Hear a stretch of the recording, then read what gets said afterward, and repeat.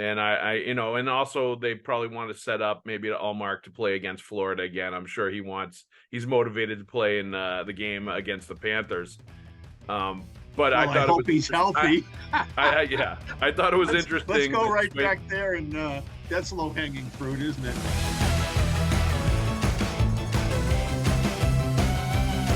Welcome to another edition of the Pucks with Haggs podcast. As always, I'm your host, Joe Haggerty. You can find my work on joehaggerty.substack.com. Sign up for a premium membership.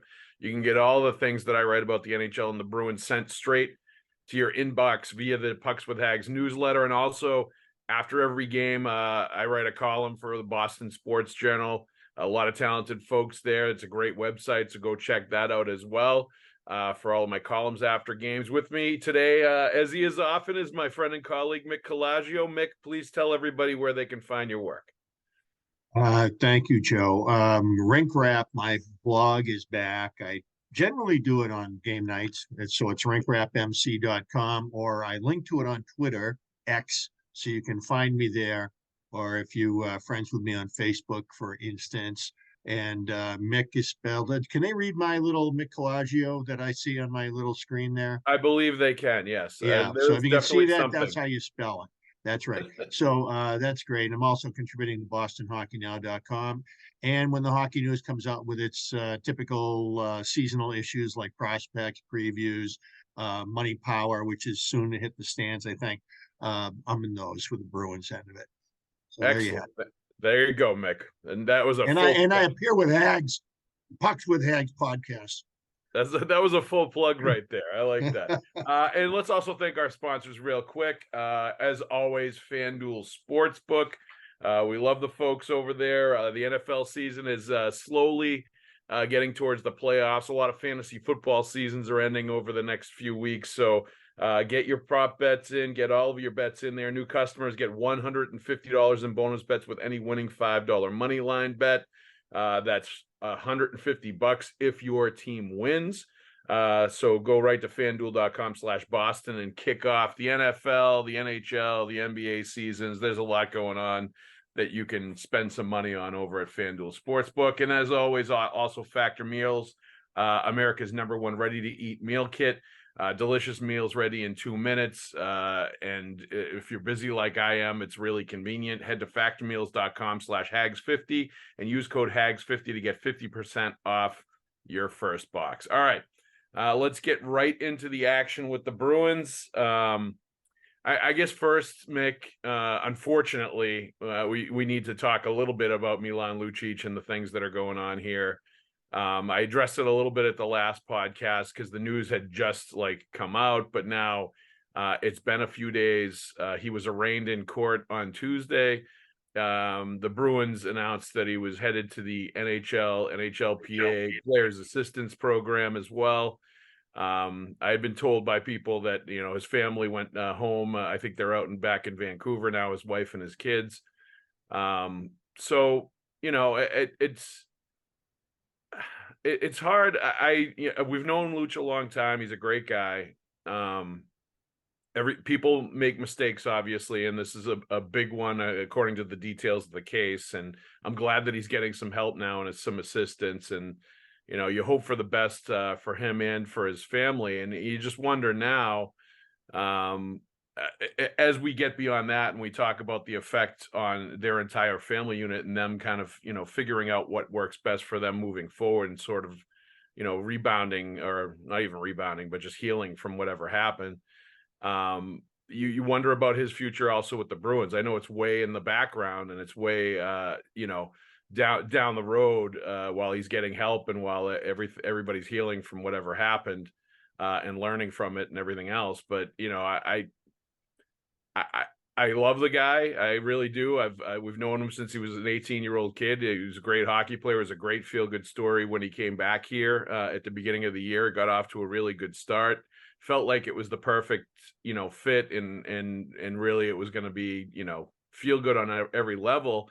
But I really, at this point, not knowing any details, admittedly, I have a hard time seeing him ever coming back to the Bruins after this and playing another game. And honestly, at his age and, where he's at in his career, you also wonder if he's going to get a chance anywhere else just based on, some of the circumstances and everything else. So it's a tough situation. I hope he finds a pathway through that works best for him and he becomes a better person for everything that's going on, as we all do when we go through, rough patches. But it's been tough to see, and it's tough to see the pathway forward to him coming back to the Bruins and playing. I think you just said it. If he was 25 and not 35, would still be saying that this is 100% about the person right now. And to the Bruins' credit, that's how they're dealing with this. And Yep. As and they should. now They're that first class. That's what they and do. yeah, and so it's with fear and trepidation that we even hesitate to dink a toe in the water there, to talk about, well, is there any pathway back? I don't know. My gut feeling is that this is his Marty McSorley moment, and that even though the book may not be officially closed, from logistical standpoints in his career stage and his ability to hang on in the league and be serviceable as a hockey player. And then you say, okay, well, why did they bring him here? Well, it was obviously with Nick Foligno gone, it was a perfect solution for both Yep. the player and team to reconnect and heading into the centennial season and give them a presence from 2011 that they had just doubly lost in a major way, and leadership void, at a time when it's always great to have more, and now that goes right out the window. I Yep. mean, he can't really fulfill a role like that on a team like this anymore. No. Um, the whole thing doesn't set up like it once did. Uh, is it possible? Always. I'm not closing the book until I hear the Bruins close the book, but it's nothing that's on my radar, and nothing I will put on my radar anytime soon. No, and just on in his on his behalf, I just hope that he finds the path to healing and the path to whatever he needs to find, getting help with the players assistance program to become a better person, player, like whatever whatever he needs to find. I hope he finds it there, and he just learns from this and becomes you know and becomes a better person for it, a better dad and a better husband and all that stuff. That's, I think, what we would hope for anybody. But like I said, we don't know the details of it, and there's always many sides to everything, so it's hard to have a firm, concrete grasp on any of this stuff if you really don't know I know. what was going on behind, and you're never really going to know. No, the more I say, the more trouble I'll get into. But to corroborate your vibe, no, I don't see a pathway anymore. I'm not thinking about, well, when this gets behind Luch and his family, we'll see him back. No, I'm not thinking that at all. I'm thinking this is probably it for him as an NHL player. Yeah. Probably. But Yep. again, that's what we do here. We speculate. And sometimes when you do so, you have that gut feeling in your stomach that that this is a dangerous place to tread, and that's why a lot of times the media doesn't speak when we get opportunities to, and then people want to scorch the media on social media, because anti-social media, for not standing up and screaming and carrying signs and bullhorns and whatever. Hey, it's real life. It's bad. There's 700 players in the NHL, and the odds are things are going to happen. Probably a lot happens that we never hear about. And in every question that the media is ever faced with that doesn't have to do with the actual playing of the game of hockey, because it's people. And the NHL has been incredibly fortunate, but has also had some scars. And anytime you get a story like this, it's bad. It's bad for the game. It's bad for the team. It's bad, all around. But to focus all this and away from the the most important thing is the safety of his family, mainly Absolutely. his wife. I mean, this is tragic that anything ever comes to this. And obviously, the message coming from the NHL, the team right now, is that this has to do with substance abuse and with a person who's a bad match for it. And, you know, uh, hopefully for their lives, I love Luch. Um, and by extension, we all feel love for his family and just Yep. hope that that he finds his way in life. And but as a hockey team, the Bruins, probably from a functional standpoint, they're moving on. Yeah, and as I say, you hope for the best for everybody involved, and that's really all we can do from our view, 5,000 feet away from the situation. Score early this NFL season with FanDuel, America's #1 sportsbook. Right now, new customers get $150 in bonus bets with any winning $5 money bet. That's $150 if your team wins. If you've been thinking about joining FanDuel, there's no better time to get in on the action in NFL. The app is so easy to use. There's a wide range of betting options, including you got spreads, you got your player props, you got over-unders, and more. So visit FanDuel.com/Boston and kick off the NFL season. FanDuel, official partner of the NFL.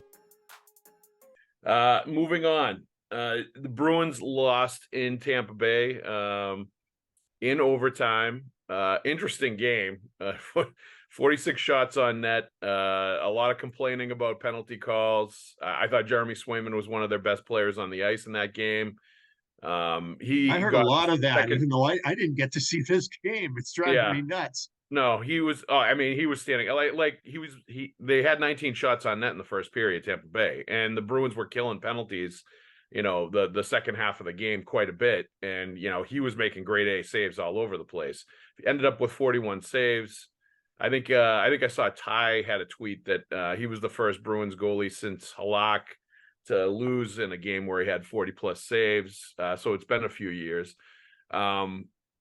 But interesting. And I know after the game, Jim Montgomery was asked about it, and he about Swayman starting 2 games in a row, and he kind of alluded to maintenance a little bit for Ullmark being part of the factor, as well as Jeremy Swayman playing really well. But I thought this was interesting, and and also they probably want to set up maybe Ullmark to play against Florida again. I'm sure he's motivated to play in the game against the Panthers. But I hope he's healthy. I thought it was interesting. Let's go right back there, and that's low-hanging fruit, isn't it?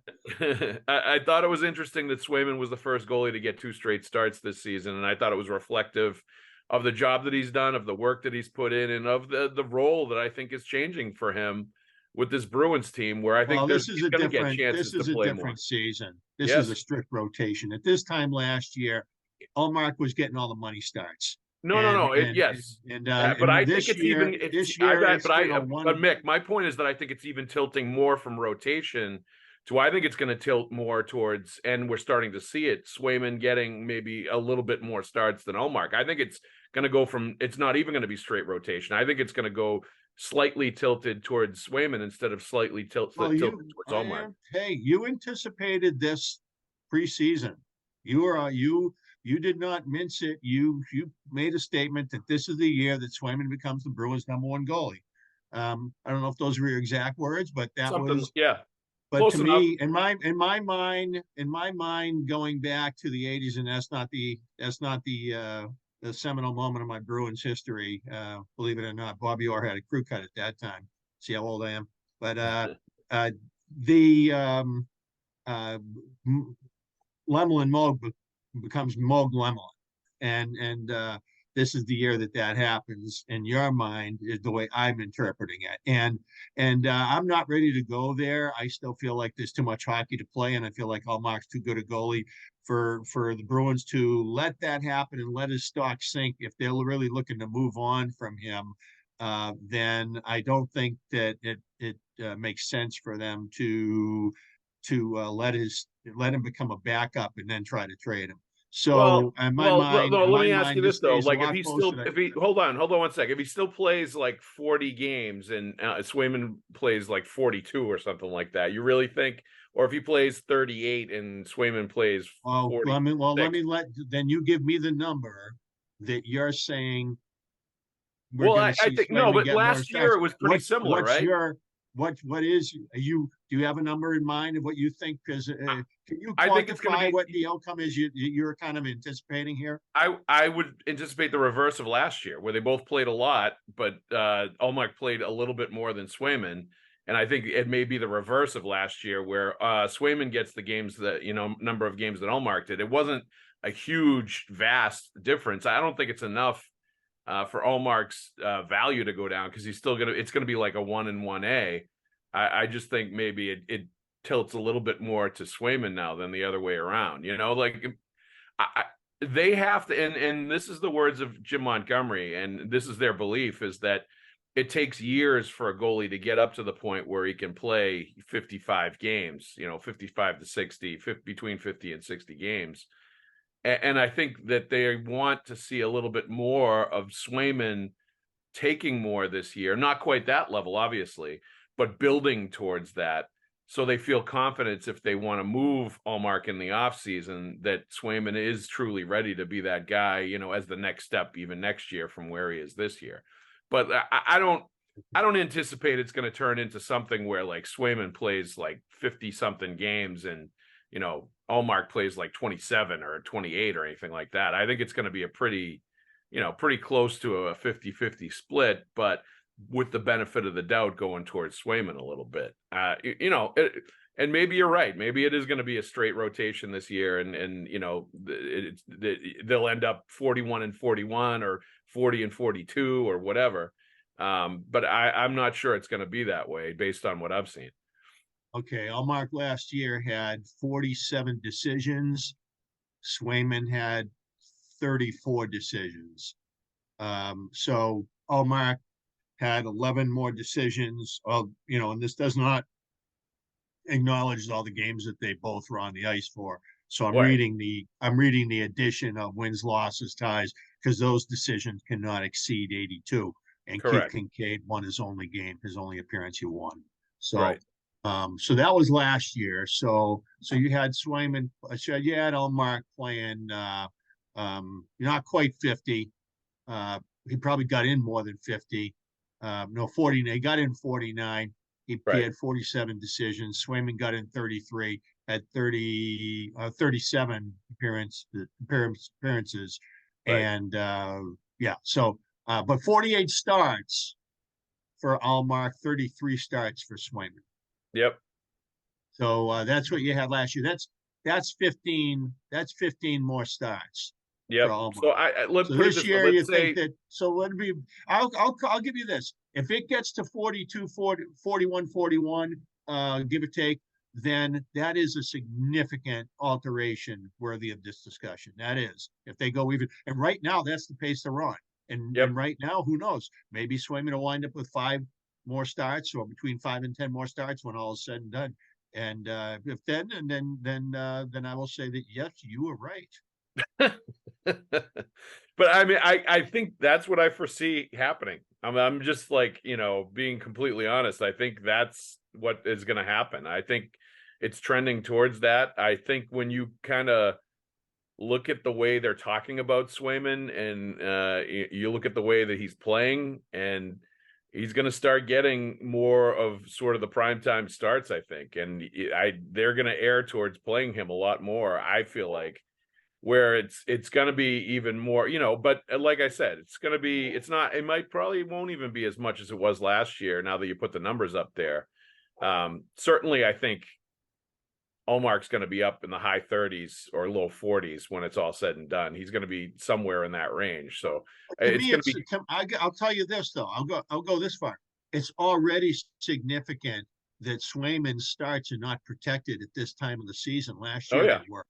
Last year those were carefully crafted opportunities. This year it's Thursday. You're playing. So who we playing doesn't matter. You're in. That's this year. So I think this year it's an even Steven. It's a 50-50, and it's whoever's playing better is going to be playing more when it matters. All right. This is something I noticed the other night, and part of it was the special teams play, and there was so much power play penalty kill. But a season low in ice time for Matt Poitras, less than 10 minutes. I don't think he had a shot on net. I think he's now like maybe 4 or 5 games in a row with no points. He is. It's the question is there is the real like wall? Is he starting to hit one? And it was tough in that game against Tampa because there was so much special teams play. But offensively, you haven't noticed him consistently as much recently as you did at the beginning of the year. And you wonder if we're going through one of the valleys for a 19-year-old kid going through the NHL for the first time, as is expected. And the one thing I've mentioned a couple of times when I've written about him is, would they be better off? And I kind of feel like they would. I don't know that they're going to do this. I've not talked to anybody with the Bruins about this. But would they be better off if Team Canada wanted him for the World Juniors to let him go play in the World Juniors, kind of hit a reset button, take a little bit of a mid-season break, go be with Team Canada, go play internationally, which I think would be really good for him and his development, and kind of, leave the team for a month and a half, and then come back, maybe with a little more energized, and maybe not ground down as much by the NHL season and the travel and everything else. And long term this year, would something like that be better for him, as they've done with other players, Pasternak, et cetera, in the past when they've been in this position? If you asked me this question a month ago, I would have said probably not.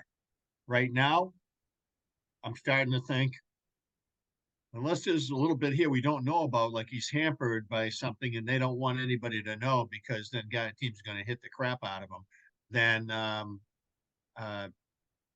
I tend to start thinking that, this is probably where we should be heading, or what the Bruins have to be considering very seriously here. He had a point, he had an assist in the win at Buffalo, and that's his only point to the last 5 games. Yep. And now I got a question. And I think within those 5 games too, Mick, when you look at the shots on net, he's maybe had one game where he's had multiple shots on net, and it's either been 1 or 0 for the other one. So he's not been a big presence offensively generating shots or anything like that too. Ice time, last 5, 14:30, 12:30, 15:07, 15:51 against Montreal, 9:58. So 7 fewer shifts in Tampa than he had against Montreal at home. So his face-off started flattening out. He was 4-8 against the Islanders, 3-3 against Montreal, 2-2 at Buffalo, 5-8 at home against Montreal, 2-5 at Tampa. Now, and that leads me to this. The Bruins, in the post-Bergeron, Krejci era, are getting out face-offed by a wide margin. Yeah. To the point that I'm curious to pick up my email and open up that stat pack and see where they rank as a face-off team, if that's one of the items. I can't remember. I know I think individuals are in it, but I can't remember if teams are. But bottom line is the Bruins typically are getting outdrawn. They're getting crushed on the dot, and it's not hurting them. What's going on here? I feel like this has sort of become an ignored point because I'm not sure what to say about it, because I don't have a grip yet in my mind on how this is happening. But on a possession-based team, a puck possession-based team like the Bruins has been a lousy face-off team in the wake of these retirements. Yep. And they're not fully adjusted to it, and yet they have a stellar record, and yet they're managing to be a strong puck possession team without, play Monty's system, which is hold on to the puck, without having it to start with most of the time. I mean, they are way down. Do you think? Well, it's good. Do you think they've been a strong puck possession team? I don't. I think they are a much lesser puck possession team that they've been. And I think that's the biggest area where they miss David Krejci and Patrice Bergeron. I think even Jim Montgomery has mentioned this many times that like they're not getting as much offense from the defensemen because of the puck possession, because they do not have the puck in the offensive zone as much as they did in years past. I think there are times we've seen other teams outshoot them, and it's been a strange sight because you're not used to that because they were such a dominant, strong puck possession team. You know, whether it was Bruce Cassidy or Jim Montgomery, and there is a definite different style variation with Montgomery where he wants them to hang on to the puck more and really possess it in the offensive zone and make Absolutely. plays Yeah, and all according that to Nick stuff. Foligno, Cassidy was a shot volume coach. Yes. And, which is basically, Bork Neely, tug that night, let's just absolutely pepper this kid. Funneling pucks, as he used to like to say. That was it, funneling pucks. But I think this year, I think their puck possession has not been as good. And I think it's a direct result of the lack of veteran sort of dominant center play that they are used to having. And that's the biggest adjustment area. And to your point, faceoffs is definitely part of it. It's a huge part of that. I do feel like, though, that the upside to this coin is that they are finding a way to manage their game without the puck. I think they're actually better than last year as far as how they play when the other team has the puck. I feel like the Bruins are better in a quick game and a fast game than they were last year. I feel like last year they liked being able to meander the puck up the ice and keep frustrating teams by hanging on to their possession and then find a way, even if it takes 15 minutes to get down the ice, to suddenly be in the goal mouth with a great scoring chance. That was the exaggeration of what their game was last year. This year, it's much more of a scrum out there, but I'm impressed with how the Bruins are managing the fast pace, the physicality. I feel like they're better at this part of it. I feel like they need to get better yet at it because we know they're not going to be that team they were last year. I have a dog under my desk here because the missus is making noise downstairs, preparing things for tomorrow. And, there you go. So we have to, and I'll be going on pie pickup after our. Oh yeah, I'm going to get a chicken pot pie at Wilson's Farm in Lexington right after this is over too. Mike. Oh baby. That's what we do on Wednesday nights in the Haggerty house before Thanksgiving is we have a massive chicken pot pie the day before we crush the turkey and mashed potatoes. Do they do crust on the top and the bottom, and do they put veggies in it? Yeah, there's crust on the top, no crust on the bottom. It's like we used to go to Harrow's in Reading and get a frozen chicken pot pie, and that one is crust on the bottom and the top, and it's outstanding. But Wilson's Farm is also very, very good. We have an embarrassment of riches when it comes to chicken pot pies around us. That region of New England's a lovely place to be at times like this. That's right.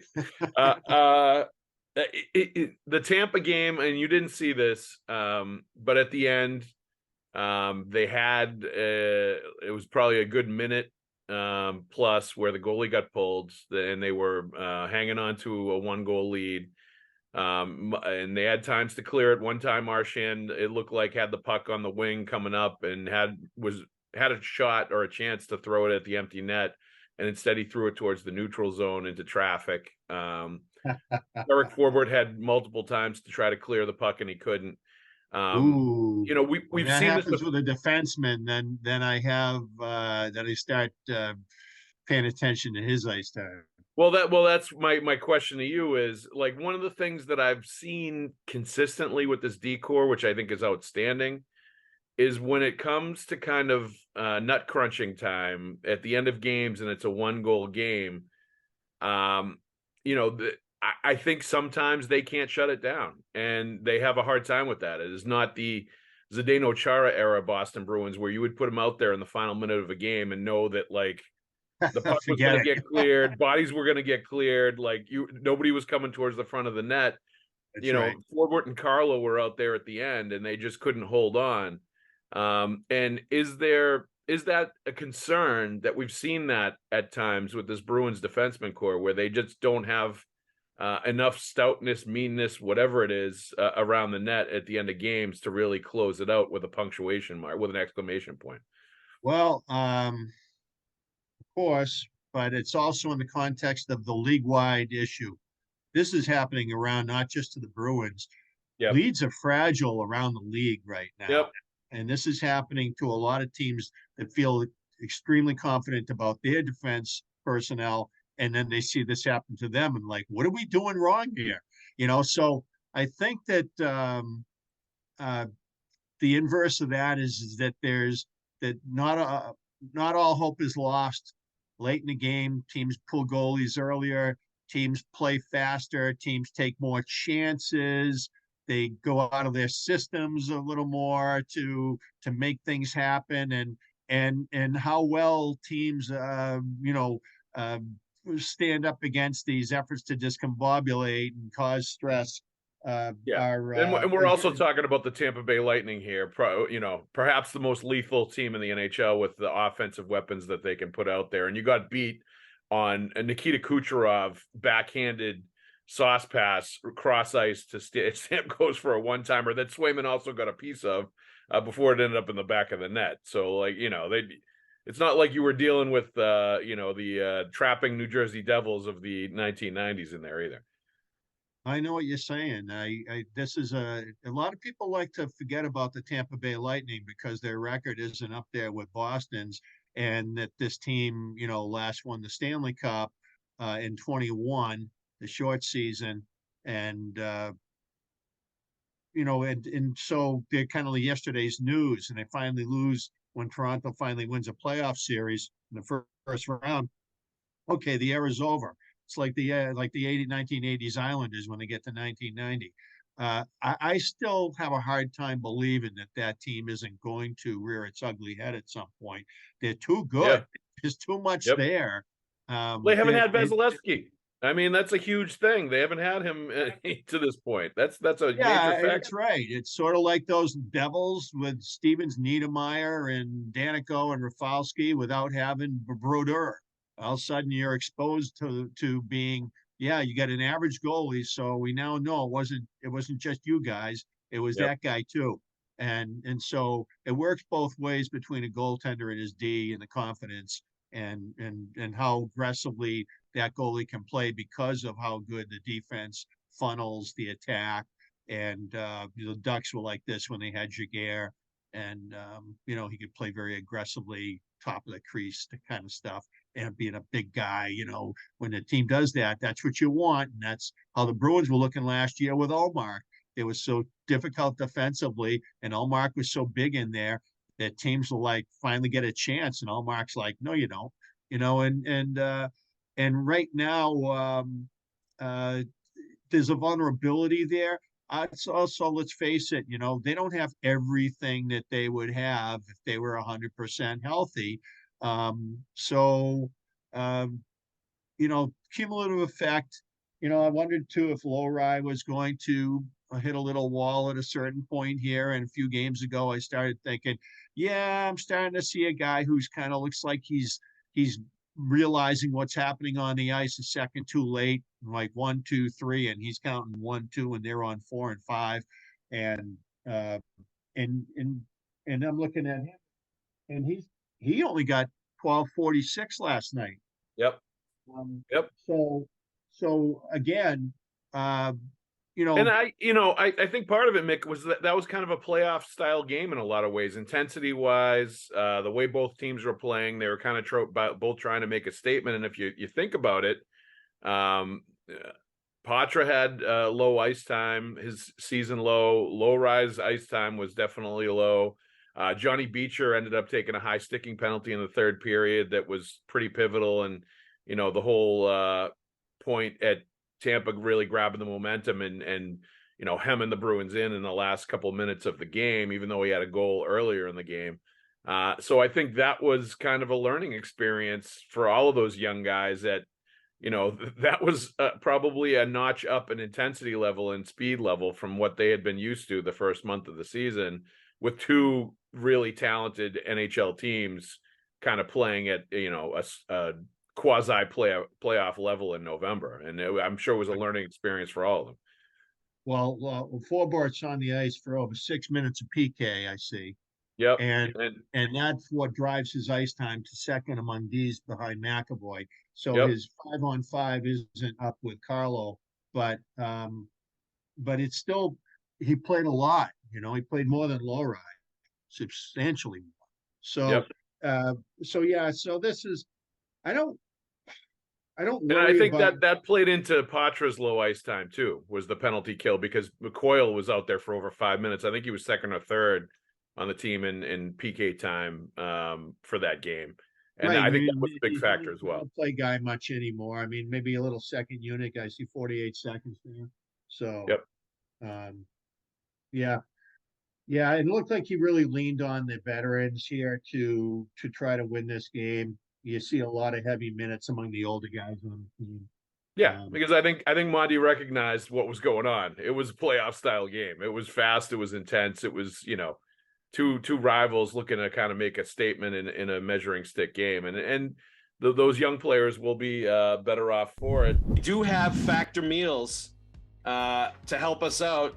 America's #1 ready-to-eat meal kit when it does get busy, when it does get crazy, when we do need a quick meal. They fuel you up fast with flavorful and nutritious ready-to-eat meals delivered straight to your door. Takes less than 2 minutes to cook them. They're fresh, never frozen. Meals ready in 2 minutes, like I said.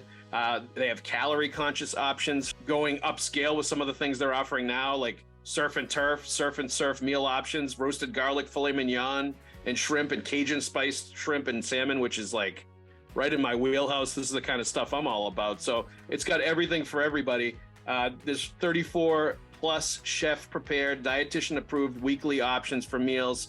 You can get snacks, you can get breakfast items. Like it's a great deal. So if you want to get Factor Meals, go to factormeals.com/Haggs50 and use the code Haggs50 to get 50% off of your first box. It's a great deal. I've tried it. It's fantastic. I recommend it to you. We love these ready to make meal kits, especially when we're on the go with our kids. So one more time, that's factormeals.com/Haggs50 to get 50% off your first box. You won't be sorry if you go to Factor Meals. It gets the Haggs thumbs up seal of approval.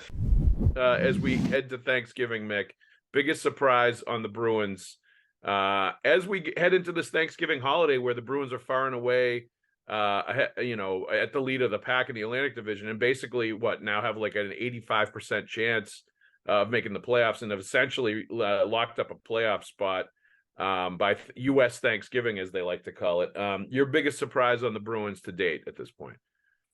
JVR.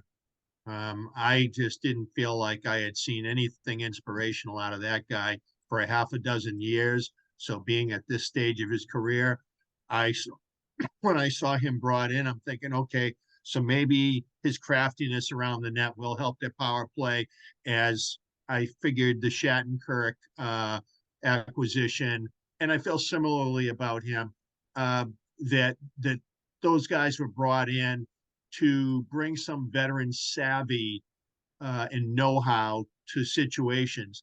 Did I expect JVR to be 5'8", 13 in 17 games and just averaging 14-23 in ice time? Nope. I didn't expect him to be as good a player up and down the ice as he's been. So he's my 7th player award clubhouse leader.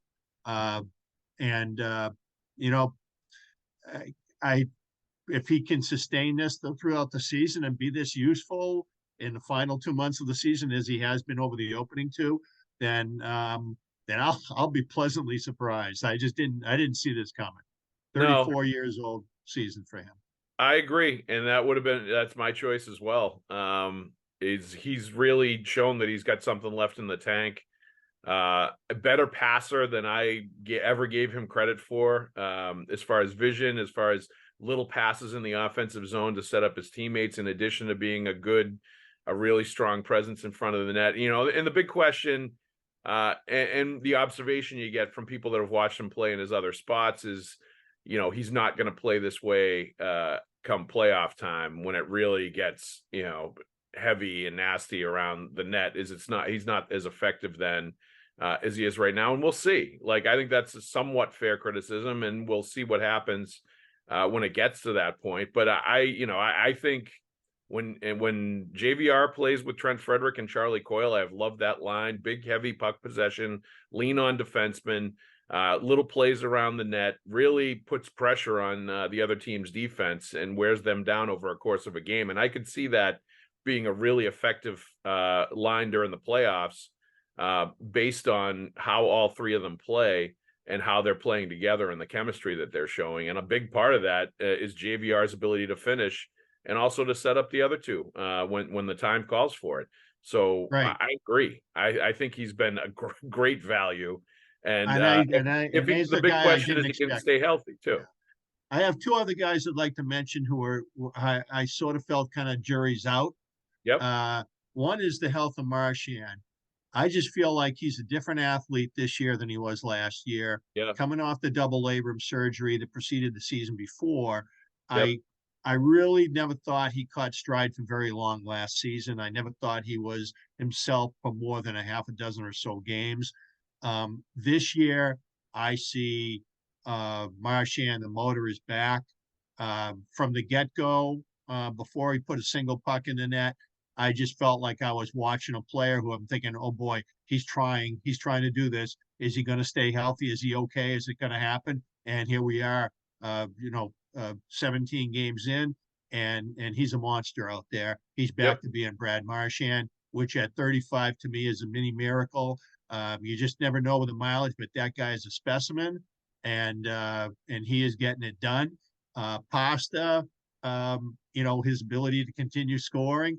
And I got to say, ever since Zacha gave up that first blemish on the record with that terrible decision to try to make a play when the puck should have left the zone with a 2-goal lead, ever since that game, and I think that was the Ducks, he's been lights out. Every time I watch him, I just feel like he is just determined out there to be a great player in this league. And I feel like he's emerging as a really good one. Talking about Zacha? Yep. I agree. So Zacha, to me, has really earned his keep in that position. And no matter what they do with him, I mean, there's been a couple of games there where they moved him over to wing, and he didn't. Yep. He just kept on playing. This guy is really emerging, and I love the fact that he was a 2015 6th overall. So I kind of have a little laugh as I can picture Don Sweeney silently winking while he repairs the reputation of that draft, even though you can't change the fact of what you did with your 3 picks. He's changing the outcome of that draft, though. The reputation of that draft is not in question. The Bruins' performance in that draft is very much in question because of the abundance of talent in that draft. And I was actually just watching Kyle Connor on NHL Network. I think it was yesterday, talking to Brian Boyle and Mike Rupp, and about all the goals that he scored up in Winnipeg. And Rupp made sure to mention that, he would have looked really good in a Bruins uniform. And that's probably the place he should have gone in the draft before the Winnipeg Jets took him. And I was silently nodding as I was watching. But you're right. Being able to add Zacha Sebastian Aho was in that draft. Being able to add Zacha kind of eases some of that pain for sure.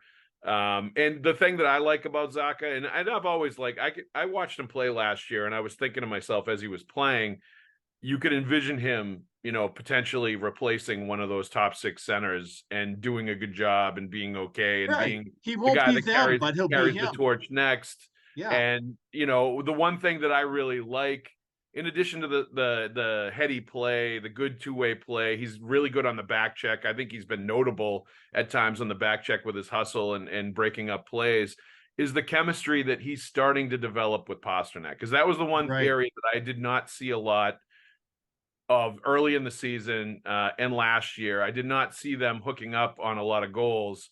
And now you're starting to see Zacha find Pastrnak in places where he can do damage, for one-timers, finding him in the neutral zone with speed, making really good passes to set him up, and them developing a working chemistry with each other, which is going to be hugely important if they're going to be playing together. And, and that was the one thing I liked about Bertuzzi more than anything else, and why I thought the Bruins should have kept him is he had just instant chemistry with Pasternak and was just feeding him pucks in places where he could score. And I think Zacha is starting to really, really develop that now, and that's a huge club in his bag. I think it's harder for Zacha to develop it because of his easy speed. I mean, when you skate the way Zacha skates, he makes the rink look small, makes it look short. Yep. He's a two strides and he's in another area code kind of guy. And I think that what you see now is stuff off the rush that we never would have been able to see otherwise, because he can't be as deft as Krejci. He can't be as conscientious as Bergeron, but he skates bigger than either one of those guys. And so he can't be them, but he can be him. And the best version of Zacha is a pretty damn good hockey player. I'm pretty excited about it right now. Absolutely. Great acquisition. All right, Mick. In this Thanksgiving edition of Pucks with Haggs podcast, we're going to close out with whatever you are thankful for in this hockey season. I'm thankful. Sorry. My brother Don, he's amazing. He made these in his shop. He consults with me on details. If you want to see my brother's art. Your brother made those? My brother Don, my older brother, he was Bobby Orr fanatic. He actually did stuff for Orr when he was a teenager. He pastors a church in Manchester, New Hampshire, Manual Lutheran. But he still keeps his crafts and his arts. And his son Danny has created a website for it called cool1art.com. Cool One is the word cool, the numeral one, and art. Now, Cool One was almost like a derogatory nickname for my brother Don when he was a kid growing up, because he was trying real hard, and so so we had another kid in the neighborhood who would like give everybody nicknames, so his was Cool One. So it stuck, and it's like we laugh about it now. So he actually calls it Cool One art, and he's got these amazing portraits and prints and unique paintings he's done with Orr, the goal judge's view of the Bobby Orr goal, a great, a unique painting of Ace Bailey scoring the goal that wins Game 1 of the '72 series against the Rangers, and other stuff, the great stuff in there. So I wish we could figure out a way to mass produce these, maybe by a 3D printer or something, and because a lot of people, everybody who sees them, like, I want one of those, And so maybe I need to talk to a watch company and figure out how to make these things work and do all that stuff. So, but that's another life. I'm not an entrepreneur, but I have a great brother, and I love my brother Don. There you go. I love it. That's a great thing to be thankful for, is family like that at this time of year. And I'm involved a lot with the youth hockey world right now, so I'm going to be thankful for all the volunteers, all the coaches, all the referees, all the team managers, all the parents that take kids to rink, all the people that make it possible for these kids to go out and have a blast at practice and games, living out their dreams and having cool stuff happen. Thankful also. I don't know if you saw this week, that Finn ended up on the Bruins Academy. A goal that he scored was highlighted during the Bruins Academy episode on Nesson. So he actually got to see his name, him scoring a goal up on TV, and he really thought he was a big shot, and it made him feel really good. That's awesome. That's what it's all about. Now he's in Oliver Wahlstrom country. So maybe someday, Joe. Well, he's not in Oliver Wahlstrom country, because he played in the mini one-on-one about a month ago, and we lost to Winchester in the shootout. So to get eliminated, so they didn't get to the Garden. So he's close. He's close to Wahlstrom country, but no, it's true though. Whenever kids see anything like that on TV and see their name up there, they think it's the biggest thing in the world. And thanks to the Bruins and Nesson for making that happen, and all the people that do that around here. Butchie Stearns having high school kids and featuring them on Fox 25. All that stuff is the great tradition of Mike Lynch saluting all the high school kids for the longest time on Channel 5. So I'm thankful. Can I give one more plug? One more plug. The tradition, the Sports Museum tradition, is Wednesday night, which I think is the 29th. Yep. That's a great cause. And they do a lot of work with youth against bullying in Boston, and work with kids who need some help. And so it's a wonderful event at TD Garden. It's on the floor, and they honor some great athletes of the past. And the Bruins honoree this year is Bob Sweeney, whom I had the pleasure of writing about for their event program. That's awesome. Congratulations. Coaches, yeah. Congratulations to Swoop, and a great event. Obviously, is a tradition every year. They always have greats come back and are awarded and celebrated, and they get to have that moment on the stage where they kind of go through their career and have a little Q&A. So that'll be a fantastic event. Thank you for plugging that, Mick, and thank you everybody for listening. Let's thank our sponsors one more time. Factor Meals, America's #1 ready-to-eat meal kit. They are delicious meals, ready in 2 minutes, environmentally conscious, friendly, vegan, keto, all kinds of stuff you can get from them. Head to factormeals.com/Haggs50 and use code Haggs50 to get 50% off of your first box. And FanDuel Sportsbook, get in on those Thanksgiving football games that are happening tomorrow with the NFL. $150 in bonus bets with any winning $5 money line bet. That's $150 if your team wins.